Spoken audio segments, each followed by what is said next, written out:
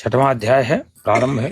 भगवान जो निष्काम कर्मयोगी है, कर्म के फल की इच्छा न रखने वाले को ही सन्यासी कहते हैं, उसी को योगी कहते हैं। श्री भगवान उवाच अनाश्रितः कर्म फलम कार्यम कर्म करोति यः स सन्यासी च योगी च न निराग्नि न चाक्रिया।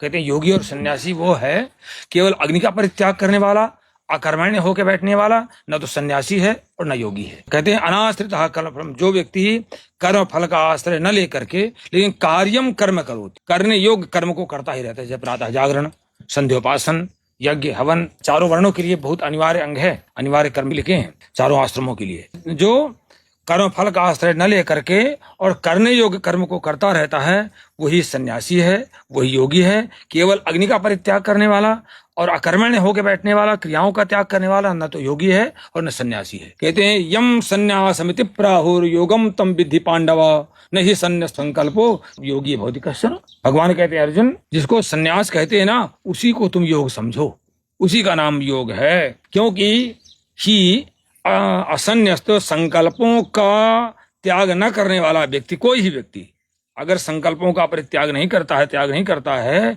तो गस्सन योगी न हो, वो कभी योग सिद्ध हो ही नहीं सकता है। जिसके मन में सांसारिक कामनाएं, संकल्पनाएं चलती रहेंगी, वो कभी हो ही नहीं सकता है। इसलिए आरुक्षेर मुनेर योगम कर्म कारणम उच्यते योगारूढ़स्य तस्यैव समः कारणम उच्यते। कहते हैं जो व्यक्ति योगम आरुक्षो हो, जो व्यक्ति योग में चढ़ना चाहता हो, योगी बनना चाहता हो, योग में आरूढ़ होने की इच्छा रखता हो, तो कहते हैं वो ऐसे मननशील व्यक्ति के लिए क्या है, कर्म कारणम उच्यते, निष्काम भाव से कर्म करना ही महत्वपूर्ण कारण है। कर्म करना पड़ेगा लेकिन उसमें कोई फल की इच्छा नहीं है, केवल वहीं पर अपने केंद्रित रखेंगे। जो हम कर्म कर रहे हैं परिणाम क्या आएगा, जैसा आपने कर्म किया होगा, जैसा आपने कर्म किया होगा परिणाम तो वैसे आना। तो इसलिए हम दो जगह अपनी ऊर्जा को क्यों डिवाइड करें, हम एक जगह अपनी ऊर्जा को रखें।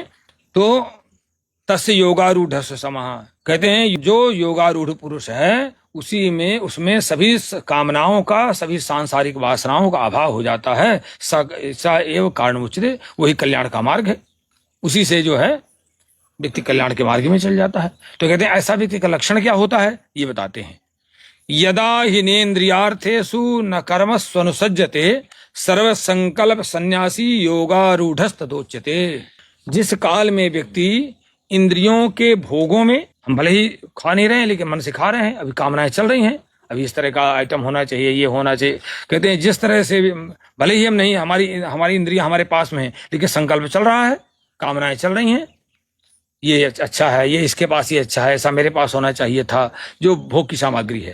तो कहते हैं जिस काल में इंद्रियार्थे सुन कर्मसु ही अनुसज्जते, जिस समय व्यक्ति इंद्रियों के भोगों में और ना फल को लेकर के कर्म करने में आसक्त होता है, जिस समय, अगर आपका अभ्यास 24 घंटे का ऐसा हो गया तो बहुत अच्छा।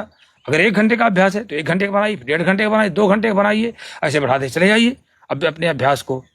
तो कहते हैं जिस समय व्यक्ति ना तो इंद्रियों के भोगों में और ना ही फल की इच्छा रखते हुए कर्मों में आसक्त होता है, उस काल में सर्व संकल्प सन्यासी, उस समय वो व्यक्ति सभी संकल्पों का त्याग करने वाला व्यक्ति योगारूढ़ कहा जाता है।